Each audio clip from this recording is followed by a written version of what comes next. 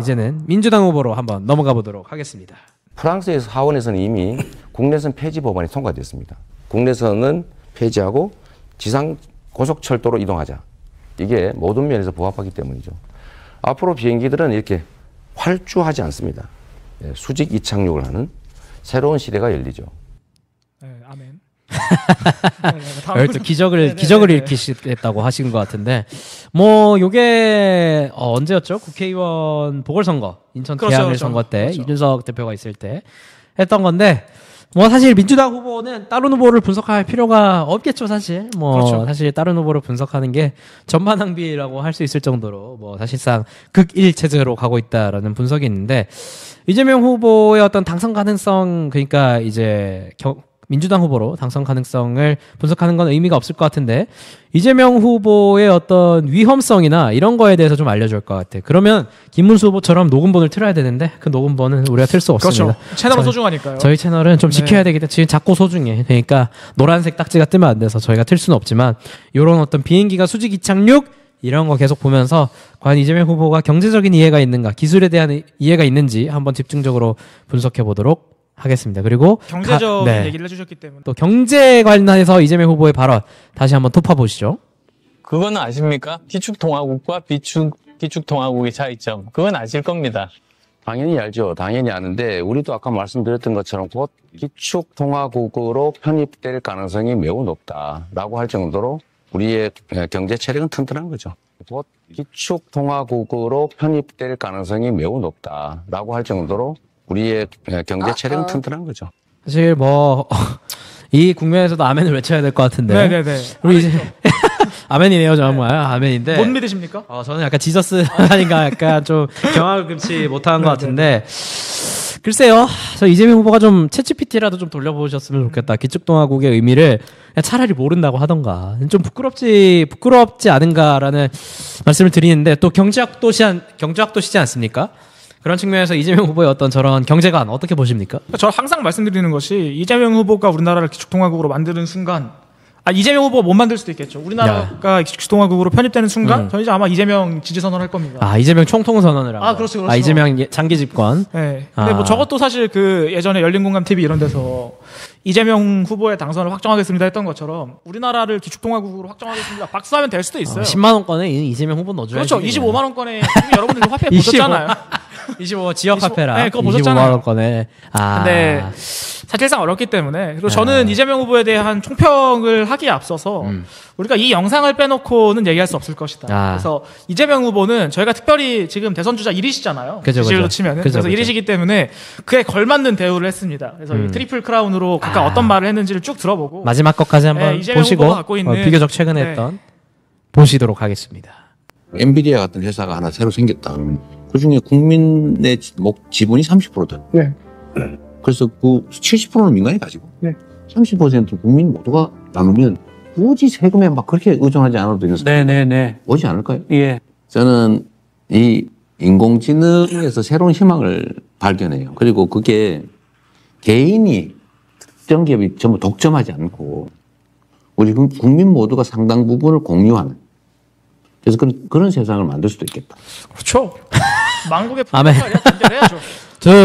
비행기도 수직륙으로 띄우시고, 기축통화국을 만드시고, 엔비디아도 만들어서 30% 떼가시고, 뭐야, 이거. 솔방울으로 수류탄도 만드시고. 이거 25만 원권에 그냥 박아줘야 되는 거야. 그러니까, 좀 막 지르시는 거는 알겠는데, 글쎄요, 저는 이런 어떤 경제관, 어떻게 보십니까? 위험하다고 보시지 않습니까? 그러니까 저희가 지난주에는 이재명 대표가 산불 현장 가가지고, 그죠.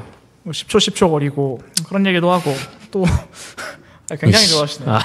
깜짝 놀랐네요. 그런 얘기 하시고, 가족, 친족들과 한 재밌는 통화라든가 이런 얘기들을 했지만, 저는 국민들이 그건 다 알고 있다고 생각해요. 그리고 실제로 알고 계시겠죠. 이재명 후보가 사성 장군이시고, 별도 4개 갖고 계시고. 5성 장군 되려고 이제. 될 뻔하셨는데, 이제 잠깐 좀 뒤로 미뤄졌는데. 5성, 전과가 5개 되냐, 아니면 국군 통수권자가 되냐, 도박을 하고 계신데. 어떻게든 파이브스타가 되냐. 5성은 어떻게든 하려고 하고 계신데. 그러니까 그런 인격적인 문제라든가, 그렇죠. 아니면 여러 가지 대화나 상황에서 보였던 이 개인적인 모습들 때문에 이재명 후보가 과연 국가 지도자로서의 이 인격적인 역량이 충분한가에 대해서 충분히 짚었다고 생각해요. 그리고 저희가 더 이상 그 부분을 국민들께 소구하는 것은, 이재명이 인격적으로 위험한 사람이다라고 국민들께 아무리 외쳐도 야 그건 나도 알아 식으로 이제 답변하실 것 같아요. 근데 저는 이재명 대표가 대통령이 되는 게 뭐 드럼통 이런 건 사실 밈인데 그죠?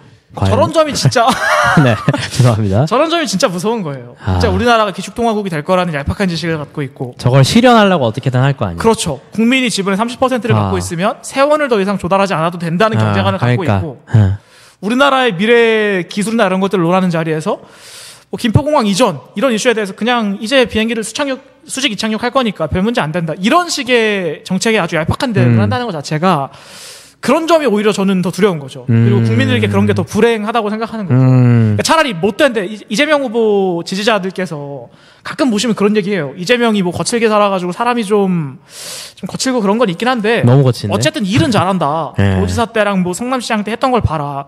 그러니까 저는 만약에 이재명 후보가 정말 정치인으로서의 역량, 행정가로서의 역량 이런 게 뛰어나셨던 분이라면 그래도 꾹 감고 한번 찍어주자. 눈 이번엔 감고 한번 찍어주자라고 하실 국민들이 훨씬 많았을 것 같아요. 그럼 지금처럼 박스권에 갇혀있지 않았겠죠. 근데 아직도 지금 탄핵 국면임에도 불구하고 보수 정당에서 2명의 탄핵 대통령을 배출했음에도 불구하고 이재명 후보에 대한 지지율이 50%를 넘지 못하고 있다는 것은 많은 국민들이 그 부분에 대해서 아마 걱정하고 계실 것입니다. 의문을 가지고 있다. 인격에 대해서가 아니라 저 사람이 정말 국가를 통솔할 수 있을 그럴 지식과 자격이 있는 사람인가에 대한 근본적인 의구심이 있기 때문에 그런 점을 국민들께서 지금 떨고 계시지 않을까, 두려워하고 계시지 않을까 그런 생각을 합니다. 이 지점에서 생각나는 게 사실 뭐 인성 욕설 문제는 제가 나든국대에다 토론할 때 그 당시 상대가 우리 사랑하는 신인규 형님이었는데 그때 당시의 주제가 TV조선에서 그걸 주어졌어요. 이재명 욕설 이제는 그만해야 된다.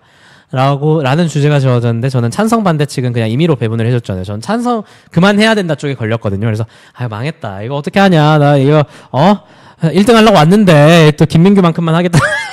8등 김민규처럼 8등 한 거 아니냐라는 걱정을 했었는데 주방 한 번 더 해야 돼. 제가 나국대 3 한번 또 개혁신당이 크면 나국대 3 할 수도 있어요. 제가 그러면 출전하겠습니다. 김민규 대 임승호 뭐 꼬우면 출전하시고 농담이고 그때 당시에 제가 했던 전략이 뭐냐면 이 얘기를 똑같이 했거든요. 하다 보니까 어쨌든 그 욕설 논란이나 통화 녹음 같은 거는 잘못된 거죠. 잘못된 거를 잘했다고 하시는 분들은 정말 이제 그 개혁의 딸 분들일 거고 근데 이제 그 잘못됐다는 거는 경기도지사 선거나 성남시장 선거나 선거를 거치면서 평가를 받았음에도 불구하고 어쨌든 당선이 됐어요. 그러니까 그 부분에 대해서는 정치적 전략으로 봤을 때는 좋은 전략이 아니기 때문에 나는 그만해야 된다라는 전략으로 갔는데 그때 당시에 이준석 심사위원이 굉장히 그 전략이 좋았다라고 평가를 하면서 저를 올려줬거든요. 그런 걸 보면서 지금 말씀을 하신 걸 들으면서 인성 문제나 뭐 드럼통 이런 거 당연히 저희가 뭐 잘못됐다고 생각하죠. 근데 정치적 전략에서 차원에서 봤을 때 과연 그거를 공략하는 게 옳을까라는 생각은 사실 듭니다.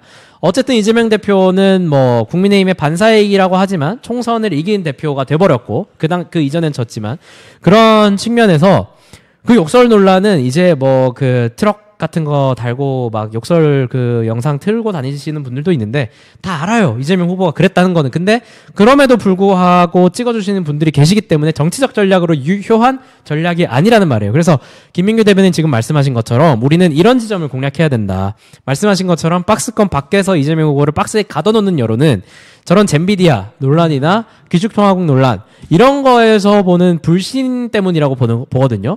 제가 지금 생각나는 게 성남시장 때였나요? 경기도지사 때였나요? 그때 모라토리움 선언을 해버렸어요. 그러니까 내가 운영하고 있는 이 단체가 망했다라는 걸 선언했거든요. 근데 그 이후에 어디에서 이재명 의원이 그 당시에 모라토리움은 필요 없는 거였다. 그러니까 일종의 정치적 퍼포먼스였다라는 식으로 고백을 했거든요. 그러니까 그건 굉장히 말이 안 되는 거예요. 그러니까 본인의 어떤 지지율이나 본인의 어떤 정치적 소위 성과를 위해서는 그런 선언을 마음대로 해버릴 수도 있다라는 거예요. 이런 사람이 대통령이 됐을 때 뭐 국가적 모라토리움을 안 선언할까요? IMF에 가가지고 갑자기 뭐 쇼를 하지 않을까? 퍼포먼스를 하지 않을까요? 이런 사람과 같이 지금 미국의 대통령이 누굽니까? 트럼프 대통령. 그 사람 때문에 지금 주식도 죽겠어요. 저도 죽겠어요, 지금. 거의 뭐 무슨 널뛰기를 하고 있는데 제 주변에 지금 곡소리를 내고 있는데 이런 위험한 어떤 예측 불가능한 퍼포먼스를 하는 사람과 트럼프 대통령도 오늘 방금 뭐 뉴스 보니까 뭐 내 동맹들이 뭐 무슨 되게 천박한 언어를 쓴 것 같은 나의 어떤 뭐 키스 마이 에스 막 이런 표현들 있잖아요. 그런 표현을 한걸로 봤는데 이런 표현을 하는 사람이 부딪혔을 때 더구나 분단 국가에서 어떤 위험한 화약고가 터질까, 계엄 이상의 어떤 화약고가 터질 수도 있다라는 위험성에 대해서 저희는 강조를 해야 되고, 저희도 어떤 그런 전략으로 가야 되지 않을까라는 생각을 합니다. 약간 이재명 후보를 얘기하다 흥분했네요. 저희도 네. 이제 사석에서 얘기하는 거지만 트럼프 대통령이랑의 관계 설정 이런 거 얘기할 때, 그죠.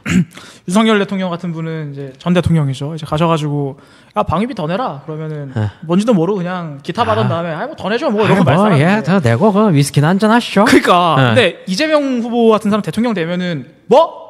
야 빼! 이럴 사람이란 말이에요. 예의가 없어. 야 주한미군 나가라 그래. 그러니까 이게 진짜 무서운 거예요.